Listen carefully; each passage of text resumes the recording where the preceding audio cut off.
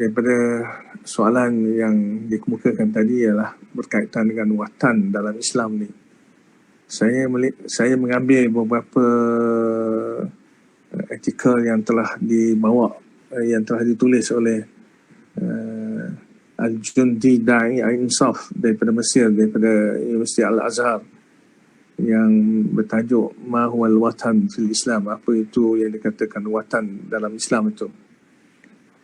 Antaranya yang mudahnya kita nak beritahu, watan atau negara dalam Islam ni adalah satu tempat di bumi ini yang diduduki oleh sebahagian daripada manusia untuk dia hidup berkekalan keluarganya dan keturunannya selepas itu. Dan dalam tarikh ini mengatakan wajib baginya untuk mengimarahkan dan menjaga watan negaranya itu, negerinya itu. Iaitu kalau kita sebagai Islam ni wajib, kalau dia negara kita dihuni oleh umat Islam, kita wajib meningkatkan akidah Islam, syariat Islam, dan mendidik umat Islam kepada arah mereka beriman pada Allah. Itu asas daripada ta'arif inilah. Begitu juga dalam Darul Ifta', Jabatan Mufti di Mesir juga mengatakan watan ini tempat tinggal sebahagian daripada orang tertentu lah, orang manusia ni, diibarahkan tempat yang hidup dari kumpulan orang yang dari keturunan daripada bapa datuk nenek mereka dahulu.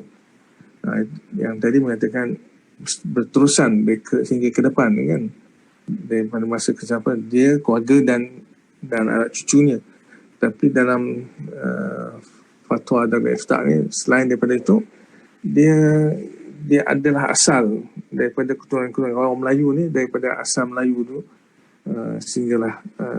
sehinggalah sekarang ni, sehingga zaman kalah hantuah tu kan, saya mengatakan tidak hilang Melayu ni di dunia ni, macam gitulah sehingga keturunan kita ni. Artinya Darul Ifta' ni dia antara yang lain dia mengkategorikan, membahagikan watan itu, negara asal yang diduduk oleh orang asal, ataupun negara yang untuk dia menumpang, ataupun untuk al-musta'ar, ataupun dia untuk dia duduk, bukan untuk warga negara asal. Itu asli wal musta'ar wal sukni.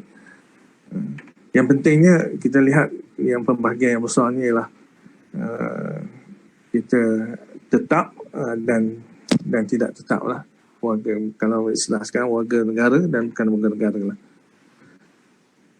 Kemudian bila dikaitkan dengan negara ini, dia dikaitkan dengan fiqh ni. Dia sebut fiqh iaitu ilmu yang kita boleh faham, ilmu untuk kita memahami hukum hakam. Dia disebut fiqh ni.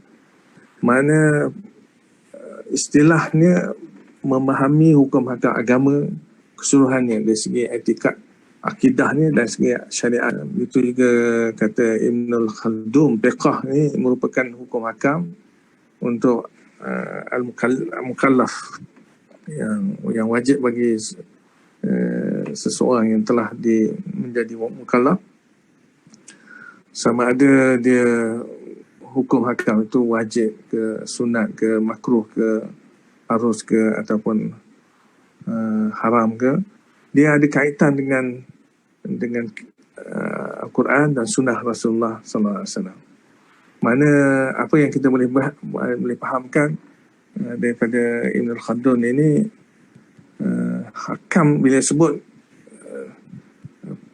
bila sebut tentang hukum hakam, iaitu fiqh ni menyentuh tentang hukum hakam. Hukum hakam ini dia keluar datang daripada adilah yang datang daripada Al-Quran dan Sunnah Rasulullah Sallallahu Alaihi Wasallam ni. Dan begitu juga kalau ahkam syariah ni, kalau sebut ahkam syariah ni, ahkam yang kita boleh dapat faedahnya daripada Al-Quran, Sunnah, ijma', qiyas, sadu zarai, masalah, masalah dan selainnya. Kemudian kita boleh fahamkan beginilah, dari segi watan dan fiqh ni, al-fuqaha, ahli fiqh menerangkan makna watan yang dikaitkan dengan fiqh ni.